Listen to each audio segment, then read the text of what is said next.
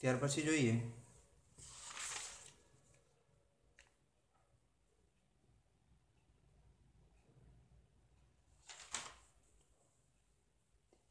પ્રશ્ન નંબર 18 બરાબર। જોવો જોઈએ પ્રશ્ન નંબર 18 0.15 ગ્રામ દ્રાવ્યને 15 ગ્રામ દ્રાવકમાં દ્રાવ્ય કરતા દ્રાવણ 216 ડિગ્રી સેન્ટીગ્રેડ જેટલા વધુ તાપમાને ઉકળે છે તો દ્રાવ્યનો અણુભાર કેટલો થાય। કેબીનું મૂલ્ય આપેલું છે 2.16 કેલ્વિન કિલોગ્રામ પ્રતિ મોલ બરાબર। તો જો તમને કીધું છે 0.15 ગ્રામ દ્રાવ્ય એટલે દ્રાવ્યને શેના વડે દર્શાવશું આપણે W2 વડે। 15 ગ્રામ દ્રાવકમાં એટલે W1 દ્રાવક થશે 15 ગ્રામ ઉત્કલન બિંદુમાં 0.216 ડિગ્રી સેન્ટીગ્રેડનો વધારો થાય છે એટલે ડેલ્ટા ટીબી 0.216 તો દ્રાવ્યનો અણુભાર એટલે M2 ગણવાનો કેબી આપેલો છે 2.16 પૂરું। હવે આમાં તમે જોઈ શકો કે आणवीय दળ ગણવાનો છે। आणवीय દળ ગણવા માટે ઘણી બધી પદ્ધતિઓ છે ઠાર બિંદુ ઉત્કલન બિંદુ અભિસરણ દબાણ વગેરે। આપણે અત્યારે કઈ પદ્ધતિનો ઉપયોગ કરીશું તો કે જેનું મૂલ્ય આપેલું હોય એ પદ્ધતિનું। અહીંયા ઉત્કલન બિંદુ ઉન્નયનની વાત કરેલી છે તો એના સૂત્રનો ઉપયોગ કરીએ તો સૂત્ર થશે ડેલ્ટા ટીબી કેબી ઇન્ટુ એમ એટલે W2 1000 M2 W1 બરાબર। એમાં આપણે आणवीय દળ ગણવાનું છે દ્રાવ્યનું તો M2 સિવાયની બાકીની બધી કિંમતો આપણી પાસે છે। આ સૂત્રમાં આ કિંમતો આપણે મૂકી દેશું અને સાદુરૂપ આપશું એટલે આપણે आणवीय દળ છે એ પ્રાપ્ત થશે। તો ક્રમશઃ કિંમત મૂકતા જઈએ। કેબી છે 2.16 W2 છે 0.15 1000 છેદમાં M2 છે એ ગણવાના છે એને આપણે કરતા બનાવી લઈએ એટલે ડેલ્ટા ટીબી આવશે 0.216 ગુણ્યા W1 15 સાદુરૂપ આપીએ એટલે M2 નું મૂલ્ય મળશે 100 ગ્રામ પ્રતિ મોલ। સમજાઈ ગયું। ત્યાર પછી છે પ્રશ્ન નંબર 19 આપેલ તાપમાને બેન્ઝીનનું બાષ્પ દબાણ 640 mmHg છે। જો બેન્ઝીન છે એ દ્રાવક હોઈ શકે બરાબર એ તો રકમ વાંચીએ એટલે આપણે ખ્યાલ આવે। હવે 640 mmHg છે દ્રાવક હોય તો આપણે P10 બરાબર શું લખશું 640 mmHg। જો અબાષ્પશીલ અને વિદ્યુત અવિભાજ્ય દ્રાવ્ય કે જેનું દળ 2.175 ગ્રામ છે તો દ્રાવ્યનું દળ એટલે W2 2.175 ગ્રામ હોય અને તેને 39.08 ગ્રામ બેન્ઝીનમાં ઉમેરવામાં આવે એટલે W1 છે કેટલું થશે 39.08 ગ્રામ। દ્રાવણનું બાષ્પ દબાણ 600 mmHg થાય છે તો P બરાબર કેટલું થશે 600। તો ઉમેરેલા દ્રાવ્ય પદાર્થનું आणवीय દળ ગણો તો आणवीय દળ એટલે M2 છે એ ગણવાનું બરાબર। તો હવે બાષ્પ દબાણને આધારે આપણે आणवीय દળ ગણવાનું છે તો એનું સૂત્ર મૂકીએ P10 - P1 છેદમાં P10 બરાબર W2 M1 M2 W1। હવે એમાં આપણે જોઈ શકીએ કે બધી કિંમતો આપણી પાસે છે તો બધી કિંમતો મૂકી દઈએ અને M2 ને કરતા બનાવીએ અને સાદુરૂપ આપીએ એટલે જવાબ મળશે। જોવો જોઈએ W2 એટલે 2.175 M1 એટલે દ્રાવકનું आणवीय દળ દ્રાવક તરીકે બેન્ઝીન છે તો બેન્ઝીનનું કેટલું થાય 78 ગુણ્યા P10 સામે જશે એટલે થશે 640 છેદમાં W1 39.08 ગુણ્યા P10 - P1 એટલે તફાવત સીધો મેં મૂકી દીધો 40 સાદુરૂપ આપશો એટલે જવાબ મળશે 69.60 બરાબર। સમજાઈ ગયું। હવે પ્રશ્ન નંબર 20 જો પ્રશ્ન નંબર 20 શું છે 0.1 નોર્મલ 100 ml ડાયબેઝિક એસિડ તો 100 ml છે અને 0.1 નોર્મલ એની સાંદ્રતા છે। અણુભાર 200 ના દ્રાવણમાં કેટલા ગ્રામ ડાયબેઝિક એસિડ ઓગળેલો હશે એટલે W2 કેટલો હશે। હવે દ્રાવ્યનું દળ ગણવાનું હોય તો કયા સૂત્રનો ઉપયોગ કરવાનો જેની કિંમત આપેલી હોય એ સૂત્રનો। નોર્માલિટી આપી તો એના સૂત્રનો ઉપયોગ કરી શકાય। નોર્માલિટી બરાબર દ્રાવ્યનું દળ W2 છેદમાં એનું आणवीय દળ એટલે M2 ગુણ્યા દ્રાવણનું કદ લીટરમાં। જોજો હવે અહીંયા નોર્માલિટી છે 0.1 બરાબર W2 છે એ ગણવાનું છે ગુણ્યા 1000. કેમ 1000 મૂક્યા? તો કે વી છે એ અહીંયા ml છે, તો મેં નીચે ml કિંમત મૂકેલી છે એટલે ઉપર 1000 મૂકવા પડશે. M2 200 છે, બરાબર. આ બધાનો તમે ગુણોત્તર લેશો એટલે W2 ની કિંમત મળશે 2 ગ્રામ. સમજાણું? ત્યાર પછી પ્રશ્ન નંબર 21 છે. જો નીચેનામાંથી કયા સંખ્યાત્મક ગુણધર્મ વડે પ્રોટીનનો અણુભાર વધુ ચોકસાઈથી નક્કી કરી શકાય? તો આપણે આગળ શીખી ગયા કે પોલિમર પદાર્થો અથવા તો જે વિરાટ અણુઓ છે એના આણ્વીય દળ ચોક્કસ રીતે માપવા માટે અભિસરણ દબાણ પદ્ધતિ છે એ અગત્યની છે, કારણ કે એ રૂમ ટેમ્પરેચરે કામ કરે છે, બરાબર. અને પ્રાયોગિક રીતે અભિસરણ દબાણનું મૂલ્ય છે એ માપી શકાય એટલું હોય છે, બરાબર. ત્યાર પછી છે પ્રશ્ન નંબર 22.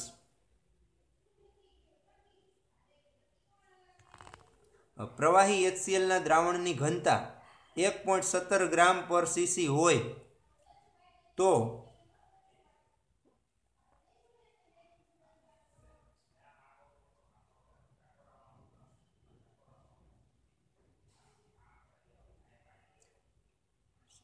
મોલારિટી કેટલી થશે? જો મોલારિટી ગણવાની છે એટલે એમ ગણવાની છે. ઘનતા કેટલી છે? 1.17 ગ્રામ પર ml HCl માટે. હવે 1.17 ગ્રામ પર ml નો અર્થ શું થાય? 1 ml નું દળ 1.17 ગ્રામ છે HCl માટે. તો મોલારિટી બરાબર શું થશે? W2 1000 છેદમાં M2 ગુણ્યા V ml માં, બરાબર. તો W2 છે એ કેટલું થશે?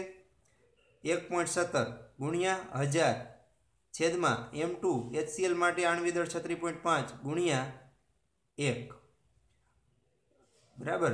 આ થશે 1170 ભાગ્યા 36.5 એટલે M2 થશે 32.05 મોલર, બરાબર. આવી રીતે ગણી શકાય. હવે 23મો પ્રશ્ન છે. દરિયાના પાણીમાંથી શુદ્ધ પાણી કઈ રીતે મેળવી શકાય? કેવી રીતે મેળવશું? તો કે સેન્ટ્રીફ્યુગેશન દ્વારા, પ્લાઝ્મોલિસિસ, પ્રતિગામી અભિસરણ કે સેડિમેન્ટેશન. તો આપણે ચેપ્ટર નંબર 2 માં શીખી ગયા કે દરિયાના ખારા પાણીને શુદ્ધ કરવા માટે પ્રતિગામી અભિસરણ પદ્ધતિનો ઉપયોગ કરી અને શુદ્ધ પાણી છે એ મેળવી શકીએ છીએ. ત્યાર પછી છે પ્રશ્ન નંબર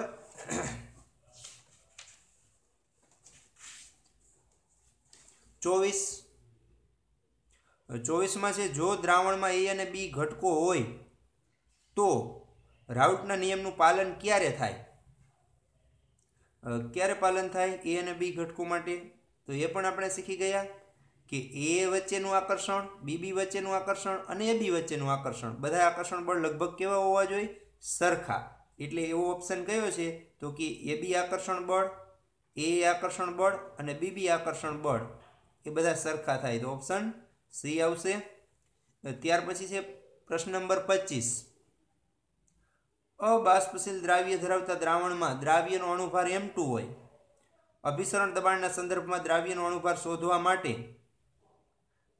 નીચેનામાંથી કયા સૂત્રનો ઉપયોગ કરશું? અભિસરણ દબાણથી આપણે શોધવું છે તો કયા સૂત્રનો ઉપયોગ કરીશું? પ્રશ્ન નંબર 25. જો 25 નંબરનો પ્રશ્ન. અભિસરણ દબાણ માટે સીધું સૂત્ર છે WRT છેદમાં MV, બરાબર. અથવા આપણે આને 2 કહીએ તો W2RT છેદમાં M2V. જો મારે M2 ગણવું હોય તો W2RT છેદમાં પાઈ V આ સૂત્રનો ઉપયોગ કરવો પડે. પણ એવું સૂત્ર છે કે નહીં જોઈ લઈએ.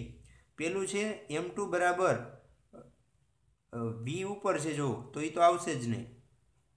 M2 બરાબર M2RT છેદમાં પાઈ V. જો આના જેવું જ સૂત્ર છે, ખાલી ફરક કેટલો છે? આપણે W2 ને બદલે એને દળ શું લીધું છે? દ્રાવ્યનું દળ M2 લીધેલું છે, બરાબર. તો આ સૂત્રથી ગણી શકાય. તો આવો ઓપ્શન કયો થશે? ઓપ્શન નંબર B, બરાબર. તો 25માં B જવાબ આવશે. સમજાઈ ગયું? ચાલો ત્યાર પછી જો પ્રશ્ન નંબર 26. જો પ્રશ્ન નંબર 26માં શું છે કે 1 મોલર અને 2.5 લિટર NaOH ના દ્રાવણને 0.5 મોલર અને 3 લિટર NaOH ના દ્રાવણ સાથે મિશ્ર કરતા પરિણામી દ્રાવણની મોલારિટી શોધો।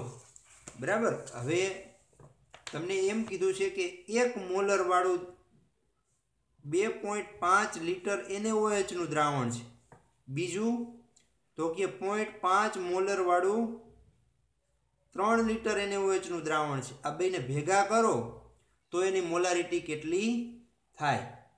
તો શું કરીશું? બે પરિસ્થિતિ છે, તો M1 V1 વત્તા M2 V2 બરાબર M3 V3। તો ત્રીજી પરિસ્થિતિ માટે આપણે મોલારિટી ગણવાની છે। પહેલી પરિસ્થિતિમાં મોલારિટી 1 છે, કદ કેટલું? 2.5। બીજી પરિસ્થિતિમાં મોલારિટી 0.5, કદ કેટલું? 3 લિટર। ત્રીજી પરિસ્થિતિમાં મોલારિટી ગણવાની, કદ કેટલું થશે? તો કે બેયના સરવાળે જેટલું, 3 ને 2 5 વત્તા 0.5 એટલે થશે 5.5। તો M3 બરાબર થશે બંનેનો સરવાળો આ 1.5 વત્તા 2.5, તો 4 ભાગ્યા 5.5 બરાબર। હવે 4 ભાગ્યા 5.5 કરશો એટલે તમને જવાબ મળશે 0.73 મોલર। સમજાઈ ગયું? તો આવી રીતે કોઈ એક જ સરખા દ્રાવણ હોય એની જુદી જુદી પરિસ્થિતિ માટે તમને મોલારિટી અને કદ આપેલા હોય અને અંતિમ પરિસ્થિતિ માટે મોલારિટી અને કદ ગણવાના હોય, તો આવી રીતે તમે સૂત્રનો ઉપયોગ કરી અને દાખલો ગણી શકો છો। સમજાણું? ત્યાર પછી છે પ્રશ્ન નંબર 27। જો 27માં કેલ્ક્યુલેશન તો છે નહીં કે જો ઘટકોમાંથી દ્રાવણ બનવા માટે ગણતરીમાં લેવાય છે, બે ઘટકોમાંથી દ્રાવણ બનવા માટે ગણતરીમાં લેવાય છે, શું ગણતરીમાં લેવાય? શુદ્ધ દ્રાવકના કણો છૂટા પડે ત્યારે ડેલ્ટા H1, દ્રાવ્યના કણો છૂટા પડે ત્યારે ડેલ્ટા H2 અને દ્રાવક અને દ્રાવ્યના કણો માટે દ્રાવણ બને ત્યારે ડેલ્ટા H3। જો બનેલું દ્રાવણ આદર્શ હોય તો ડેલ્ટા H નું મૂલ્ય દ્રાવણ માટે કેટલું થશે? તો આપણે શીખી ગયા એન્થાલ્પીના ફેરફારનું મૂલ્ય શું હતું કે જુદી જુદી પરિસ્થિતિમાં એન્થાલ્પીના ફેરફારનું મૂલ્ય દ્રાવણ માટે કેટલું થાય? દરેક પરિસ્થિતિમાં થતા એન્થાલ્પીના મૂલ્યના સરવાળા બરાબર। એટલે પહેલા માટે છૂટા પડશે ત્યારે જે ફેરફાર હશે, બીજામાં છૂટા પડશે ત્યારે જે ફેરફાર હશે અને ત્રીજામાં દ્રાવ્ય અને દ્રાવકના કણો ભેગા થશે ત્યારે જે ફેરફાર હશે એ બધાના સરવાળા બરાબર હોય। પણ આદર્શ દ્રાવણ બને તો આપણે શીખી ગયા કે બધાનો સરવાળો છે એ લગભગ શું થશે? ડેલ્ટા H બરાબર 0 થવો જોઈએ, પણ આની વાત અહીંયા કરેલી નથી। માત્ર આપણે આ જ ઓપ્શનની વાત કરશું એટલે delta H1 plus delta H2 plus delta H3 બરાબર। ત્યાર પછી છે પ્રશ્ન નંબર 28। જો 28મો પ્રશ્ન,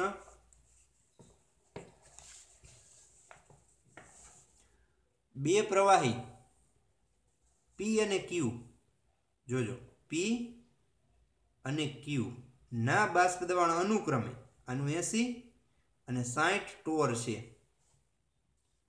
P ના 3 મોલ અને Q ના 2 મોલ મિશ્ર કરવાથી ઉત્પન્ન થતા કુલ દબાણનું મૂલ્ય ગણો। P ગણવાનું છે સાહેબ।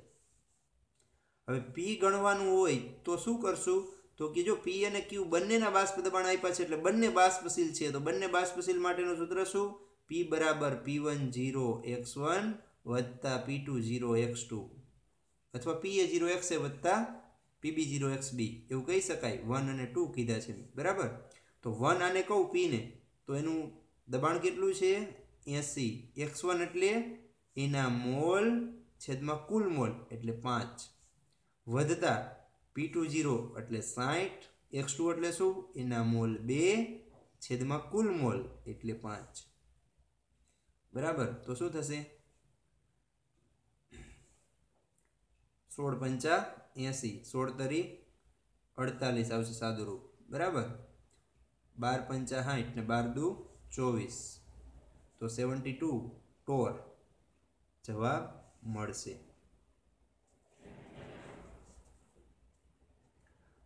બરાબર। તો 28મો પ્રશ્ન છે એમાં પહેલો જ વિકલ્પ છે જો 72 ટોર છે। ત્યાર પછી છે પ્રશ્ન નંબર 29। તો જો 29મો પ્રશ્ન, વાચ્ય રકમ વાતાવરણ દબાણે યુરિયાનું દ્રાવણ 100.18 સેન્ટીગ્રેડ ઉષ્ણતામાને ઉકળે છે એટલે ઉત્કલન બિંદુ ટીબી થશે 100.18 ડિગ્રી સેન્ટીગ્રેડ. અણુભાર છે 56 ગ્રામ પ્રતિ મોલ.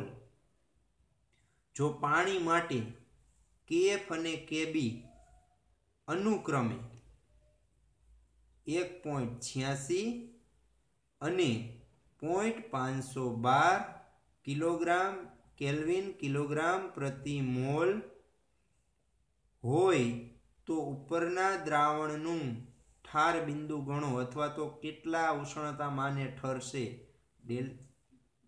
કેટલા ઉષ્ણતામાને ઠરશે એટલે ટીએફ ગણવાનું છે. જો ટીબી નું મૂલ્ય આપ્યું છે ને ટીએફ નું જોઈશ. બરાબર સમજાણું. યુરિયા છે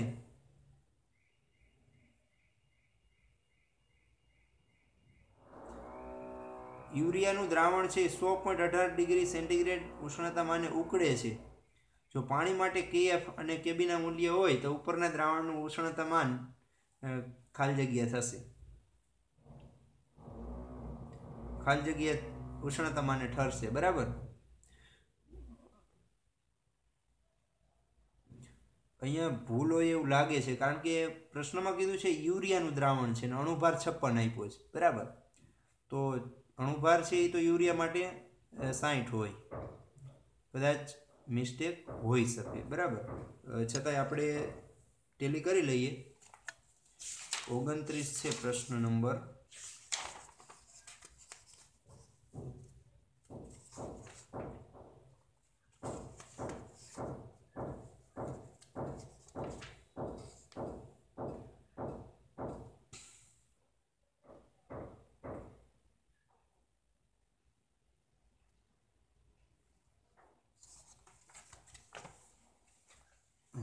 છપ્પન છે કદાચ 60 હશે. બરાબર. પાછળ પણ એના સોલ્યુશનમાં ક્યાંય આપેલું નથી પણ છતાંય આપણે ટ્રાય કરીએ. 60 લઈને જ ગણશું જરૂર પડે તો. ચાલો ડેલ્ટા ટીબી અને ડેલ્ટા ટીએફની વાત છે. તો ડેલ્ટા ટીબી બરાબર કેબી ઇન્ટુ એમ થશે. એમ એટલે મોલાલિટી. અને ડેલ્ટા ટીએફ બરાબર થશે કેએફ ઇન્ટુ એમ.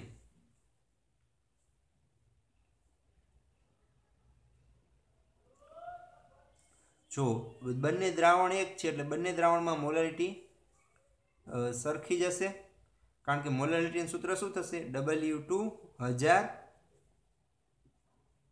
M2 W1. તો કે દ્રાવક જેટલો હશે એટલું જ દ્રાવ્ય અને એટલો જ આણ્વીય દળ બંનેમાં સરખો જ હશે એટલે બંનેમાં આણ્વીય દળ સમાન છે એટલે અહીંયા M2 છે એ 56 લેશો કે 60 એનાથી કાંઈ ફેર પડશે નહીં. બરાબર. હવે આના માટે હું શું લખી શકું ટીબી માઇનસ ટીબી 0 બરાબર કેબી ઇન્ટુ એમ. આના માટે હું લખી શકું ટીએફ 0 માઇનસ ટીએફ બરાબર કેએફ ઇન્ટુ એમ. આ સમીકરણ 1 કહું આને 2 કહું. બેનો ગુણોત્તર લઈ લઉં અને કિંમત મૂકી દઉં. જો ટીબી છે એ કેટલું છે 100.18 માઇનસ ટીબી 0. ટીબી 0 એટલે પાણીનું કેટલું થાય 100 છેદમાં ટીએફ 0 છે એ કેટલું 0 માઇનસ ટીએફ ગણવાનું. બરાબર. ત્યાર પછી સામેની બાજુ એમ એમ કેન્સલ થશે તો શું થશે કેબીના છેદમાં કેએફ. તો કેબીની કિંમત કેટલી છે 0.512 છેદમાં કેએફ કેટલા થશે 1.86.